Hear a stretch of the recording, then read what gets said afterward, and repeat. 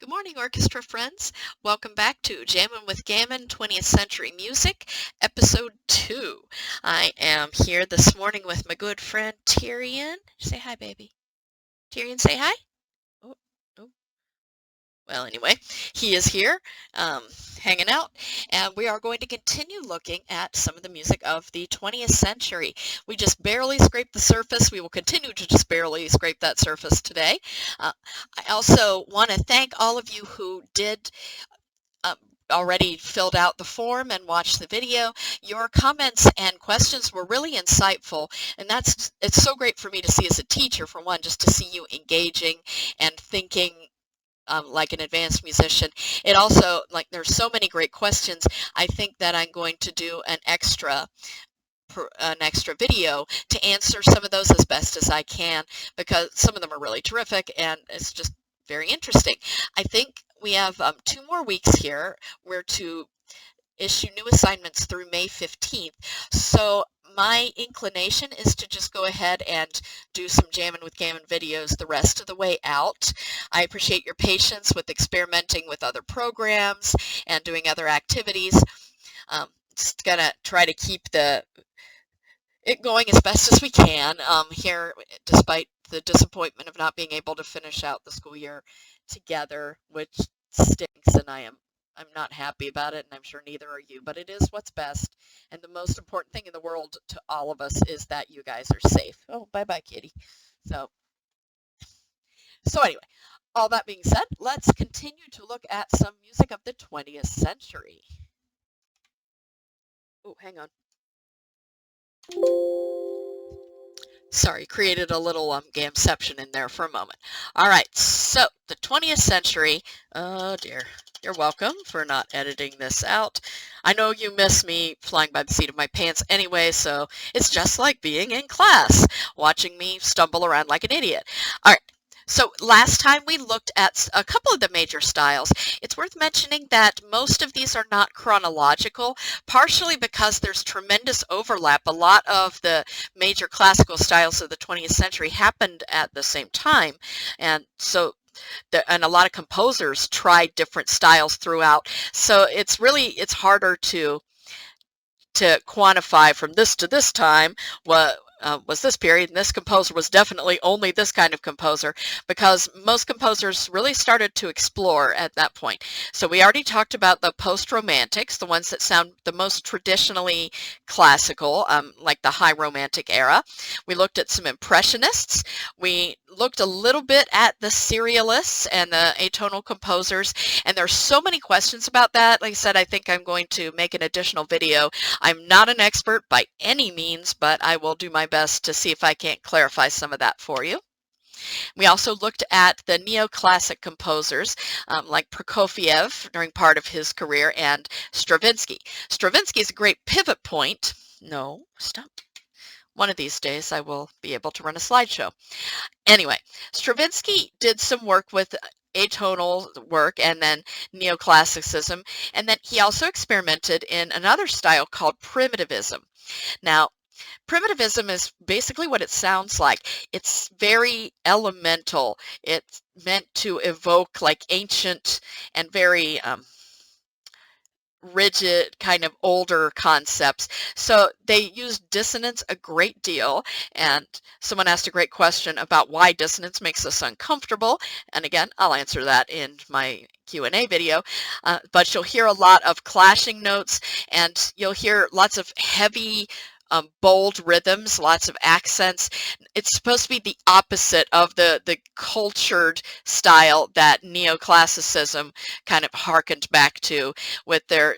So if I'm playing a piece by Prokofiev in the neoclassic style, I'll probably use a similar bow stroke that I might use in Mozart, kind of light and kind of keep it in the middle so I can bounce it. But if I'm playing, say, Stravinsky at this time period in his primitivism stage, I'm going to be using a ton of bow and a lot of weight in my bow and a lot of accents. So one of the most famous pieces of primitivism is one that you have most likely heard already.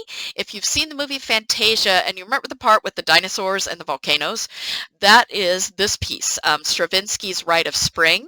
It's very famous. He wrote it around 1913 to be part of the Paris Ballet with a very famous choreographer, ballet dancer, Nijinsky.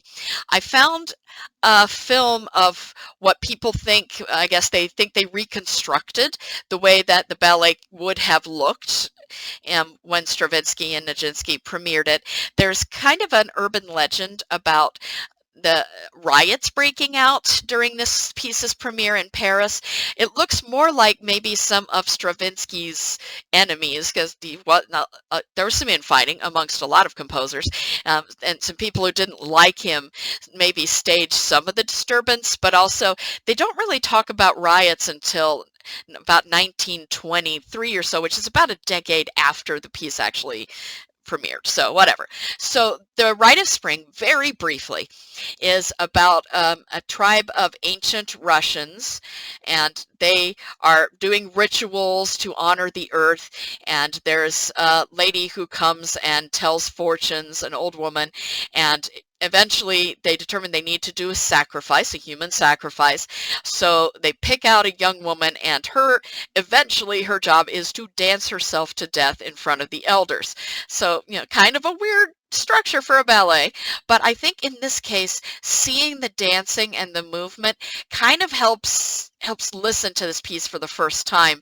It gives you something to hang your hat on, so to speak. So let's just look at a couple moments of Rite of Spring.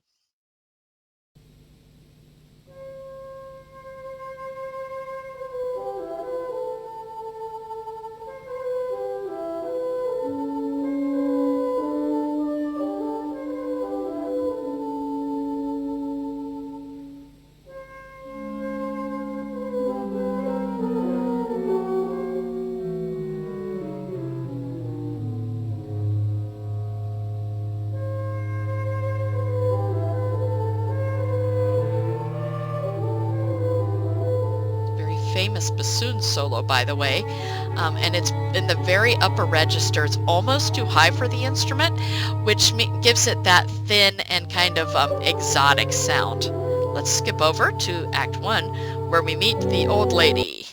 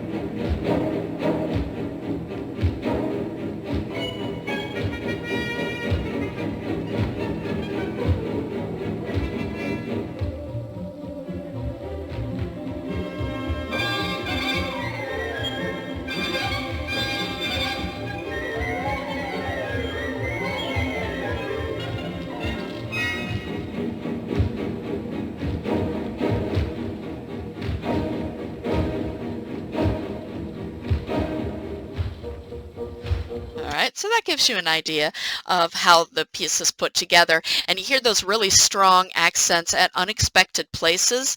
It gives it just a feeling of intensity and I guess of, like I said, I guess of primitivism.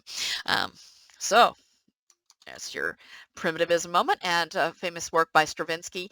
You might also enjoy his Firebird Suite, which has a lot of elements of primitivism as well.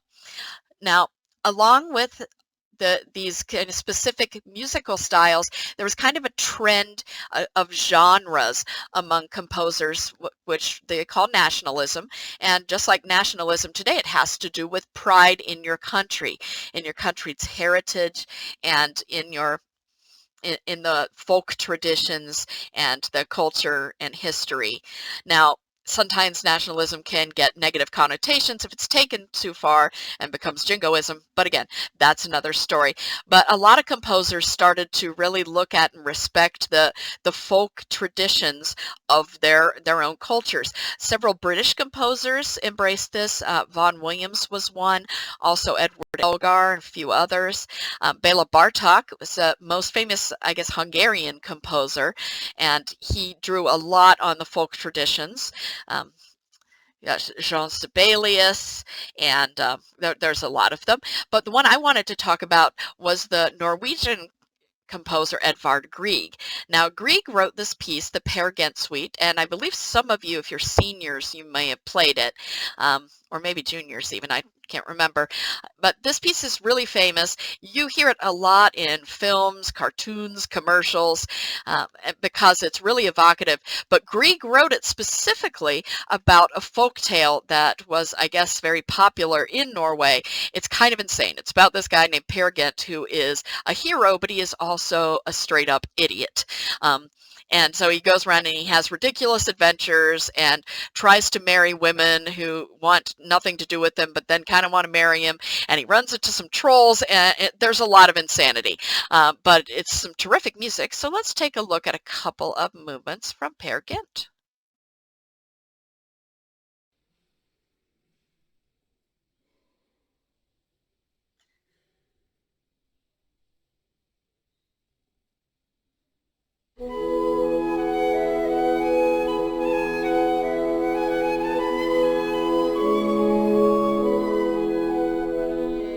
So very famous for representing morning. I want to go to the mountain key.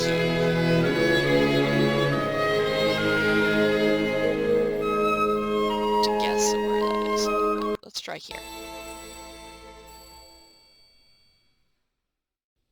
So coming up is in the Hall of the Mountain King. There's supposed to be trolls or goblins or whatever mythological creatures they have in Sweden. I think I said Norwegian. I meant Sweden.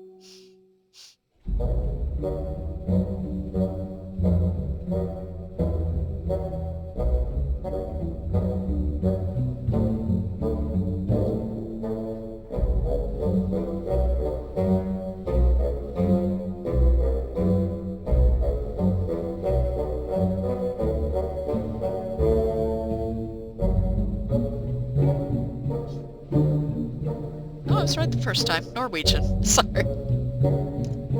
But anyway, this is a fun piece to play, and one that we can certainly do. The deeper it goes, the faster it gets.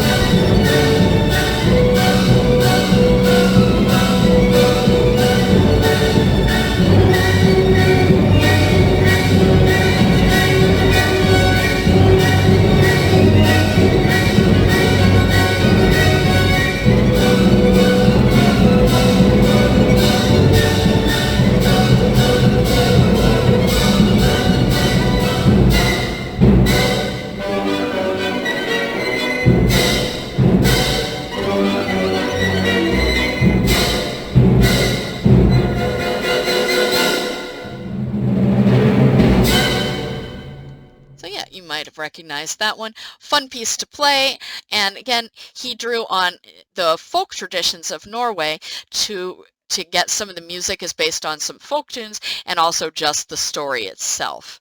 All right, moving back along. Now, another style that is still occasionally happening, there's still a few proponents of this to this day, Philip Glass and John Adams, both of whom are still alive. And the minimalists basically wanted to strip down music to very simple experiences. So instead of writing melodies and big like sweeping ideas, they would write just little ideas, maybe a 4-measure riff or something along those lines that would be repeated obsessively. You might remember the word ostinato from class. Ostinato coming from obstinate, which means to be stubborn. So there is a lot of repetition, of stubborn repetition in the works of Philip Glass and John Adams, who writes things other than minimalist works too, but one of his most famous pieces has a lot of elements of minimalism. So as for Philip Glass, I know somebody asked in one of your exit tickets. Who the heck is Philip Glass? Here he is. He does a lot of work for soundtracks, film, and TV still. If you've ever seen the movie The Truman Show, that's a Philip Glass soundtrack. I enjoy his violin concerto very much, although your mileage may vary. Depends on how, it's kind of hypnotic and soothing. So if that's your deal, then you might like it. But they basically, that hypnosis occasionally is broken by sudden changes of chords or things like that. But I'm going to show you John Adams' most famous piece. This is called Short Ride on a Fast Machine.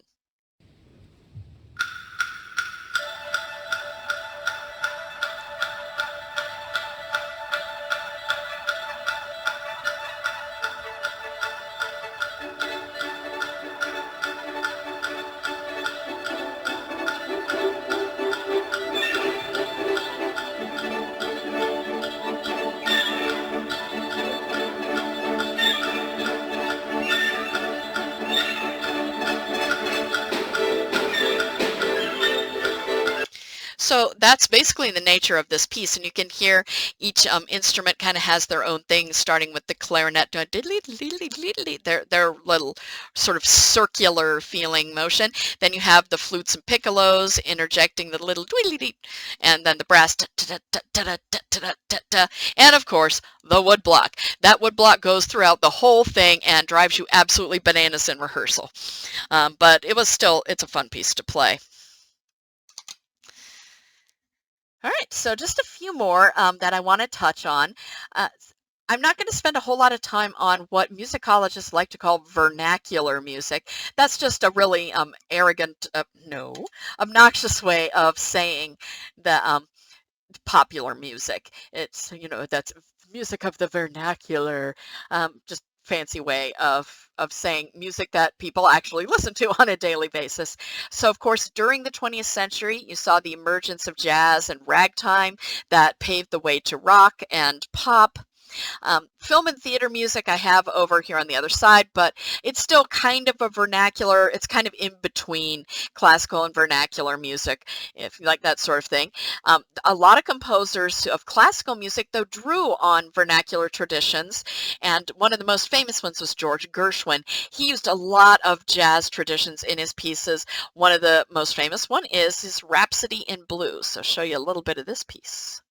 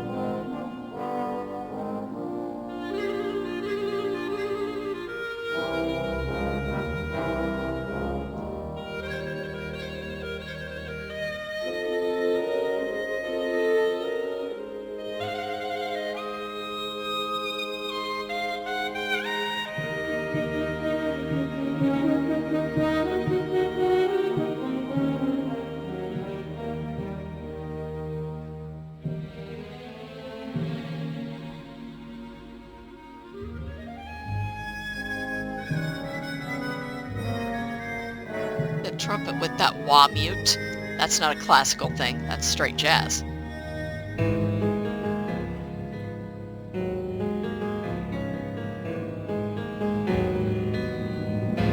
This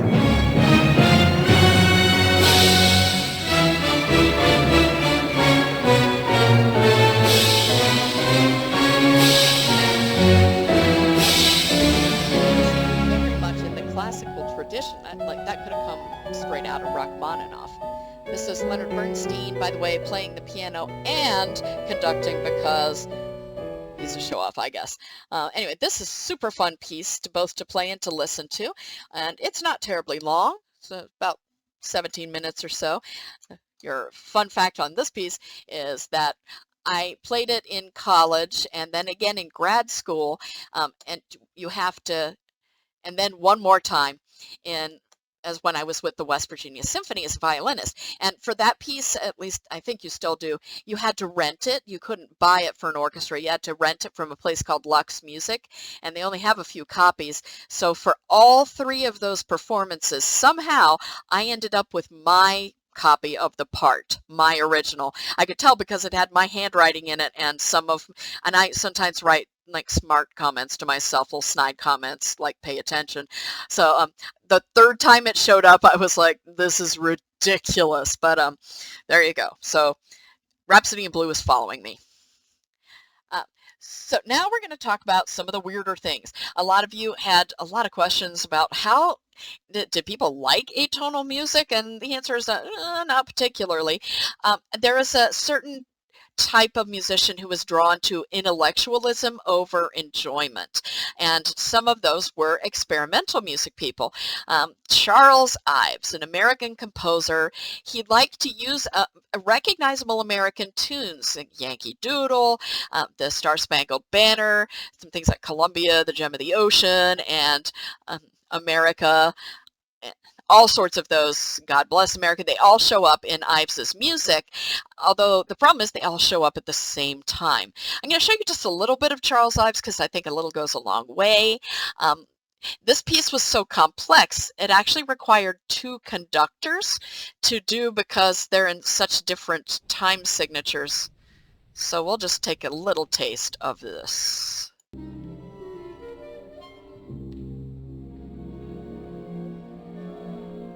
You can see the piece is called The 4th of July. Ives said that this was his idea of being out on the town square on the 4th of July and all the different things he could hear.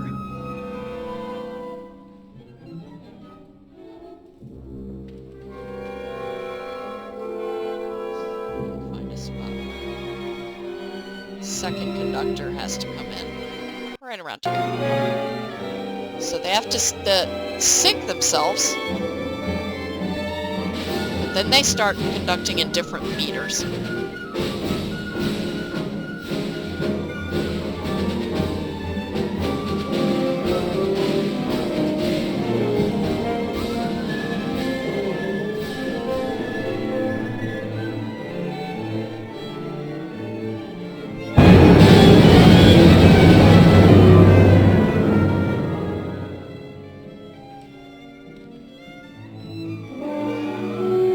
So yeah, that's what Charles Ives sounds like.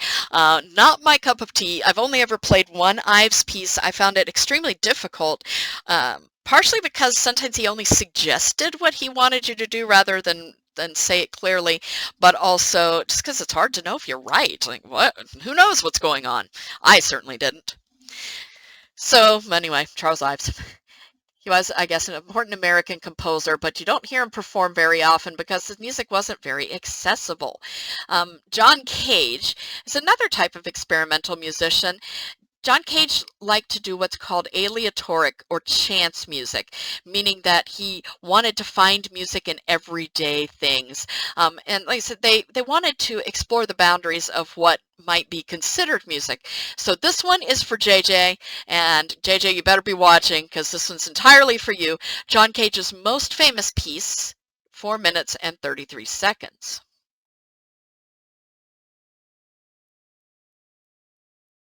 And now, a performance of John Cage's 433. Please welcome our soloist, William Marks.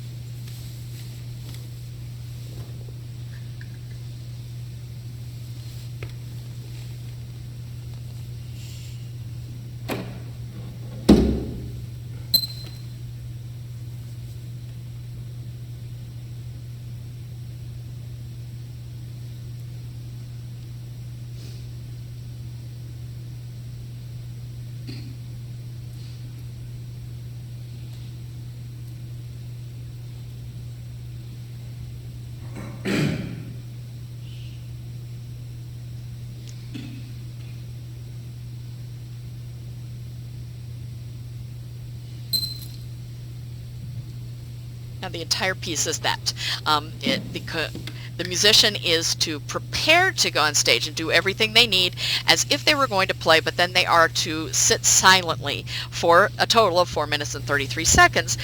Cage's idea was that the music would be the sounds, the ambient sounds in the environment, say the air blowers and the audience is coughing, someone shushing each other, and yeah, it seems like a joke, but it doesn't look like John Cage was kidding when he did it.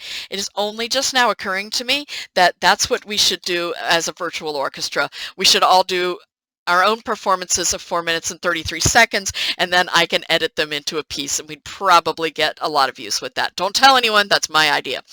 All right. Anyway, moving away from the experimental music people, also there were some composers, by the way, who used electronic music in experimental ways at that time, and that's kind of a complex subject, and it doesn't, most of what you think of as electronic music is not what they were doing, so we probably won't touch on that. Now, the tonal traditionalists are probably my favorites of the 20th century composers, although I dearly love Prokofiev, I enjoy Stravinsky, and there are a lot of composers I like, but the tonal traditionalists really work for me, and that's kind of on purpose. They looked at people who were doing serialism and experimental music, and they said, well, that's not really, people don't like to play it, people don't really like to listen to it, it's too intellectual and it's kind of elitist. So these composers wanted their music to sound like music that people would enjoy hearing and that musicians would enjoy playing. So they used a lot of things that are traditional in terms of the structure, form, the harmonies they used, but they also inserted elements, sometimes some atonal elements or serialist elements, a lot of different ideas that were 20th century to give it kind of a modern spin, but still recognizably classical music. And so, like I said, some of my favorite composers. Samuel Barber's Adagio for Strings is one of the most famous pieces ever written. You have probably heard it in movies, on TV, hopefully maybe once at least on its own. It's absolutely gorgeous and heartbreaking. Unfortunately, it's become associated with death and mourning, but I think it's maybe a little broader than that. But that's just me. All right, so let's get a little bit of Barber. It's a sin to cut him short, but...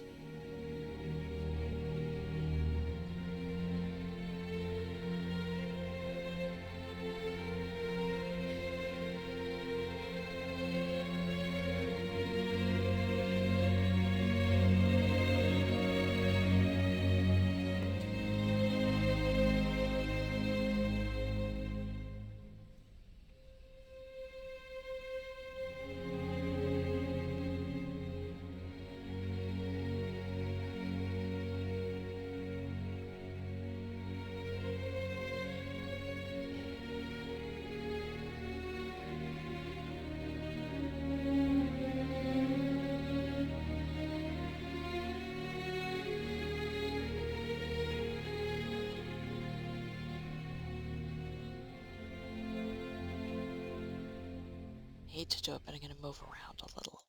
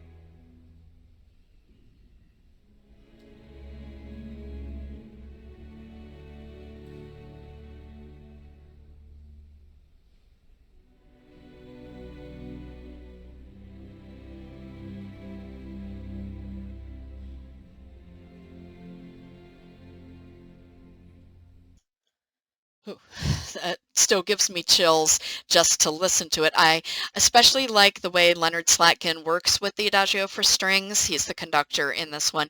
I actually also taught his niece how to play viola back when I worked in Strongsville, so I have a little bit of a connection there.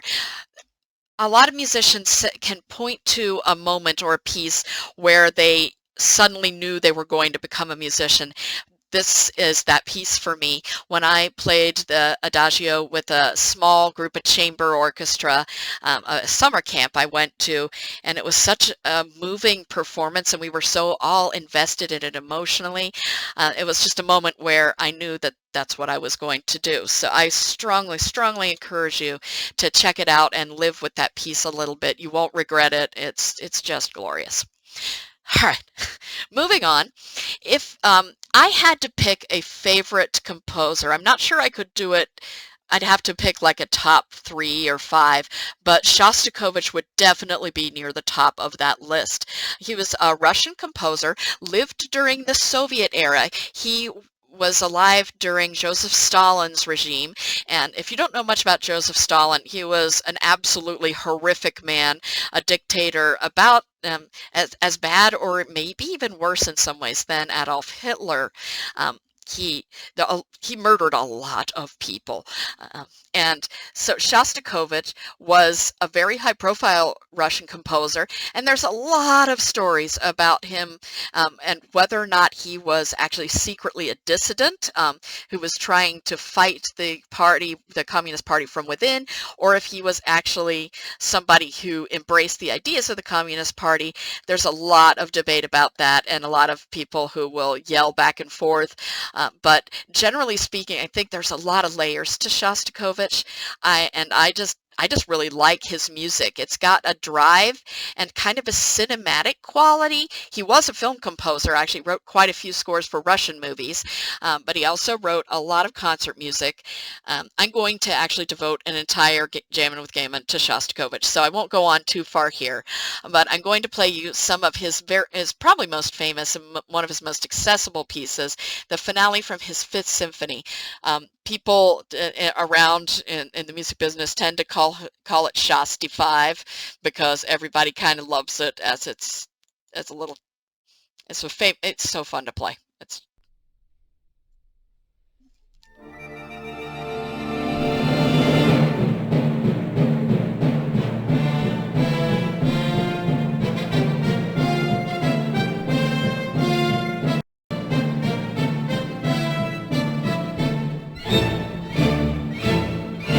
Kid needs to get his finger out of his ear.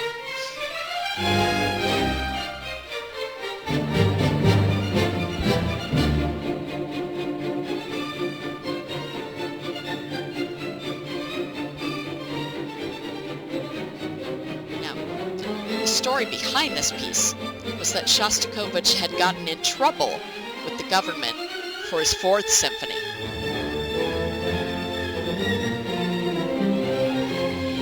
And so much trouble that he actually got sent to Siberia, and he was afraid that Stalin was going to have him assassinated. And it was not an unfounded fear. He could very well have been quietly disposed of. So he wrote this Fifth Symphony as an apology, kind of. Now, and this is one of the biggest questions. Did he mean the apology, or was he being sarcastic? There's a lot of sarcasm in Shostakovich's music. I'm going to move on a little bit. We have this very quiet moment.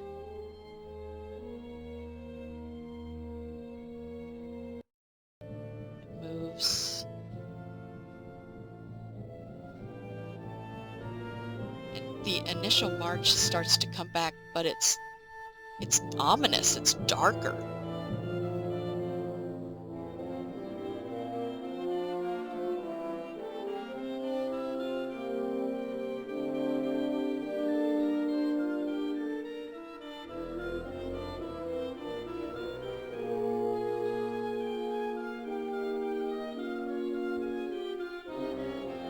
Starts to build here.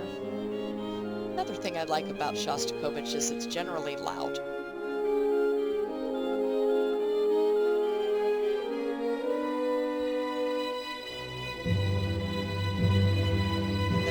run with this a little longer.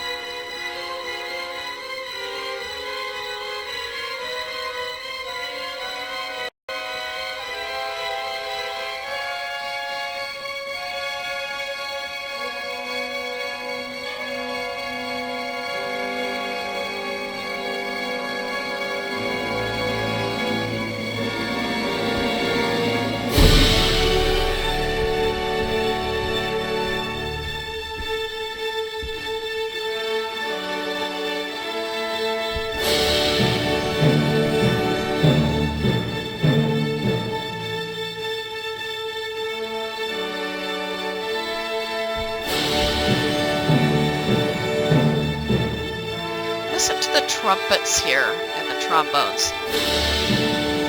So they do something strange right here.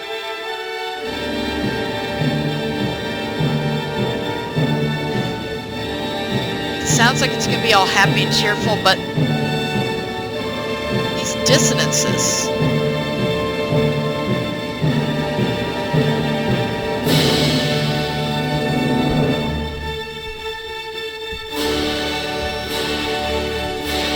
All right, it ends for a long time. But this piece is interesting because if you listen to different recordings of it, you'll hear lots of different interpretations.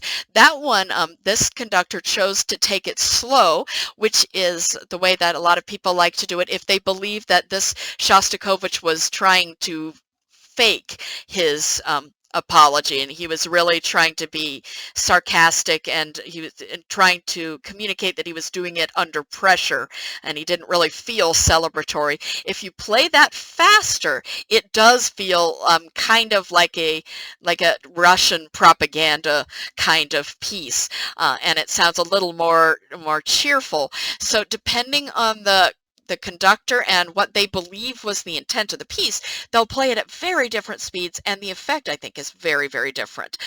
Anyway, I could talk about Shostakovich all day, but the main thing about the tonal traditionalists is that they wanted musicians and audiences to really enjoy the music they were hearing, not to have to read about it and study about it. They just wanted to have good music that people could enjoy again. So that, I think, is everything that I have for you of my overview of the 20th century. Like I said, I think from here on out, what I'm going to go ahead and do is focus on some of my favorite pieces, favorite composers. I'm happy if you want me to take a closer look at a piece or a performer or composer, then you can put it in the exit ticket. Also, just because I'm curious,